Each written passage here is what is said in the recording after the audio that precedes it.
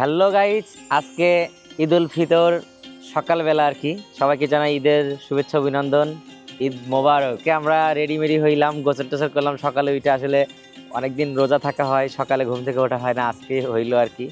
আজকে আমাদের এখানে নামাজ হলো 8:30টার দিকে শুরু হবে, 9টার দিকে হবে। আর ধান ক্ষেত, সবুজ ধান ক্ষেত আছে আমাদের বাসার সামনে, অনেক কিলোমিটার কিন্তু থাকা। তো এখান থেকে আমরা এই যে গাড়িতে করে রওনা দিলাম। ও এমজি, খুব সুন্দর অনুভূতি। এই যে সামনে চলতেছে ডিপ কল, এখানে দেখেন সবুজ ধান ক্ষেতের কোল ঘেঁষে যে রাস্তা, সেই রাস্তা দিয়ে কিন্তু আমাদের গাড়িটা চলে যাচ্ছে।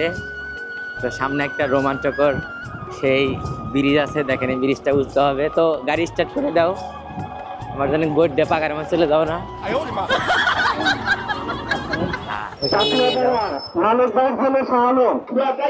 আমাদের মাঠ আসলে সাজানো টাজানো হয় নাই, আজকে ঈদের দিন। তো ঈদের যে নামাজ হয়, ঈদের নামাজের আগে কিন্তু পর্যাপ্ত পরিমাণে কালেকশন হবে। তার জন্য ঈদের নামাজ হলো 8:30টায়, কিন্তু পড়তে হয়তো 9টার উপরে বেজে যেতে পারে। আমরা চলে আসছি কালেকশন পয়েন্টে। এখানে কিন্তু নামাজ কম, কালেকশন বেশি। কালেকশন দেওয়া লাগবে মসজিদে, ঠিক আছে? একটাই কালেকশন। কালেকশনের জন্য কি অবস্থা? 500 টাকা বাই করে নাও। কালেকশনের জন্য আমাকে কিন্তু উদ্ধার করতেছে। তো কালেকশন দিব, আমি বসবো, তারপরে আমাকে না এখান থেকে দেওয়া লাগবে, বসার শেষ, কালেকশন শেষ।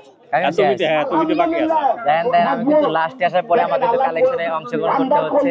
তো গাইস দেখেন এই মাটির অবস্থা, এখানে কিন্তু দাঁড়ানোর জায়গা নাই। এটা হলো জুতার অবস্থা, জুতা খুঁজে বের করে দিতে আবার এক কামলা লাগে। সুন্দর না? এটা হলো ঈদের নামাজ। যাই হোক, আমি এখন পর্যন্ত জায়গা পাই নাই। গাইস নামাজ শেষে দেখেন, এটা হলো আমাদের মাঠের অবস্থা। সবাই কিন্তু প্রায় জুতা খোঁজা নিয়ে ব্যস্ত, সবারই জুতা পিছনে চলে গেছে আর কি। মাঠের ভিউটা দেখেন গাইস। আমাদের মাঠ কিন্তু আগে অনেক ছোট ছিল, এখন মোটামুটি কিছু জমি সম্প্রসারণ করে একটু বৃদ্ধি করা হয়েছে। আমাদের মাঠটা কিন্তু পজিশনটা খুব ভালো, এখানে মাঠ। আর ওইটা হলো পিছনে যেটা কবরস্থান।